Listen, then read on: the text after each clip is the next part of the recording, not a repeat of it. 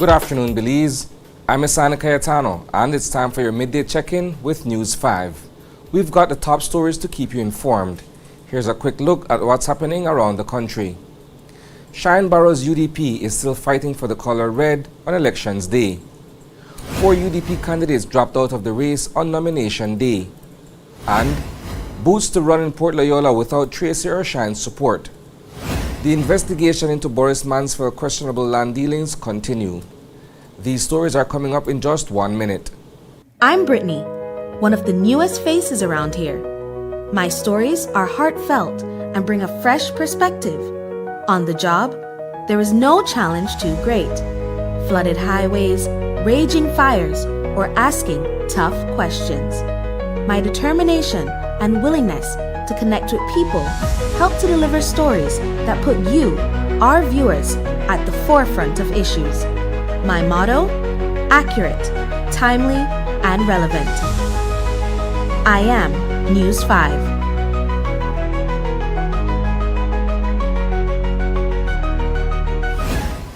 Welcome back.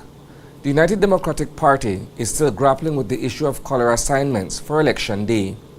The Tracy Tager Pantone faction of the UDP managed to get their candidates nominated during a slot reserved for independents and third-party candidates.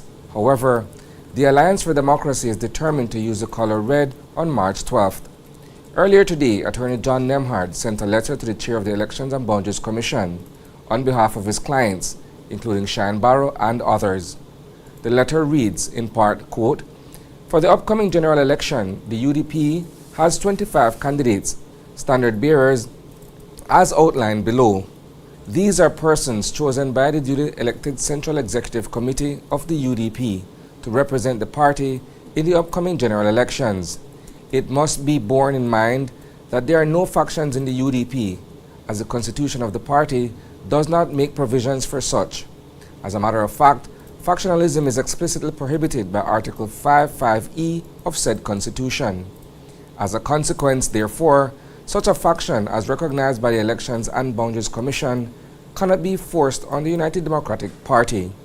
Likewise, it is accepted that red is a traditional color of the UDP. Then, it goes without saying that such faction cannot and should not be allowed to utilize the UDP traditional red for the general elections, as the UDP proper will be contesting that election." End quote. Dean Samuels was one of 4 UDP candidates, including Melvin Hewlett, Norman Usher, and Dennis Williams, under Moses Shinebarrows, who didn't show up on Monday for official nomination to contest the March 12th general election. Samuels took to Facebook to announce that he'd release a video today to explain the situation. He emphasized that he doesn't owe anyone an explanation except those he holds in high regard, and the people he aspired to represent, many of whom placed their trust in him. News 5 is trying to get a comment from Barrow and the former potential candidates about this situation. Former Port Loyola area representative Anthony Boots Martinez was nominated on Monday as a UDP candidate, but he's going it alone. His candidacy isn't backed by the Alliance for Democracy or endorsed by the Shinebarrow faction of the UDP. Martinez is up against 2 other UDP candidates and the incumbent area representative, Gilroy Usher Sr. Here are his thoughts from Nomination Day. You know what I'm being nominated yet? UDP 1. And my color is red, white, and blue with 3 dots. Either the original. Okay. Now, I know that last election, you had exited from Port Loyola, run against Anthony Mala in Quickstock. He won handily, all right? So instead of hanging up your gloves, you have decided to go back to your roots. Boots returning to his roots. Well, like you said, then you need to put the thing the correct way. Yes. Where I'm running, I am the longest serving representative there 4 times in a row, including beating Mr. Usher 2 times in a row. No. I for start with, and this is the main thing in Port Loyola, where the question that you asked was why in 2018 I decided to retire.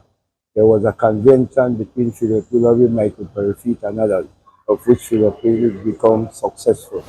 On Friday, American real estate developer Boris Mansell was tragically murdered at the Coco Plum Villas in Maya Beach. These villas were just one of many projects Mansfield had developed on the Placentia Peninsula over the past 2 decades. Police are treating his death as a murder, as he was shot once in the back of the neck the day after returning to Belize. According to Police Commissioner Chester Williams, there are several possible motives, as Mansfield was involved in multiple fraud cases currently before the court. On Sunday, Frick Demare, a former business associate of Mansfield, was taken in for questioning. We sat down with Demare's lawyer, Andrew Bennett, to gain some insight into one of Mansfield's ongoing legal battles. Mr. Demare tendered his notice of resignation of partnership to Mr. Boris Mansell. Unfortunately, occurring at the same time was the discovery of non-payment of stamp duties on real estate transactions.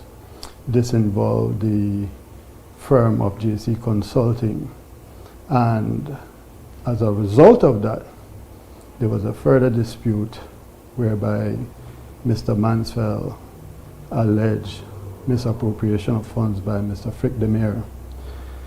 That led to several lawsuits being filed in the court. We have provided a defense on behalf of Mr. Demare.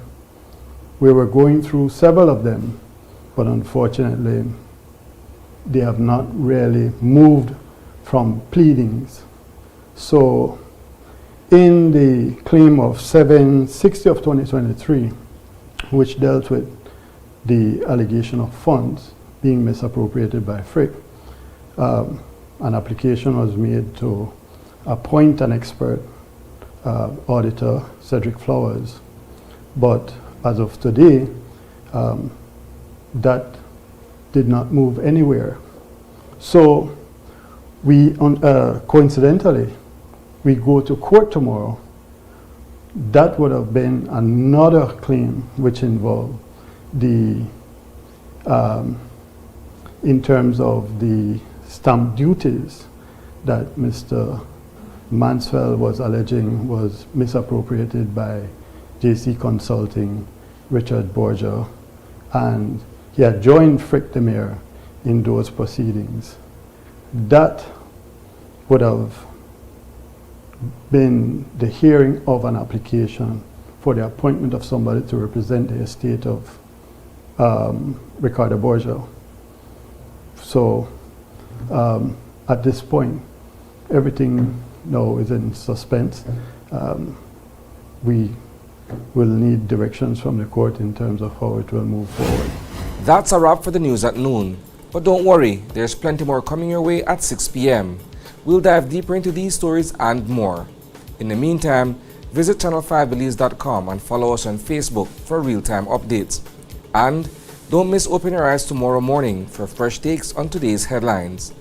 Thanks for tuning in, Belize. Stay informed, stay inspired, and have a fantastic afternoon.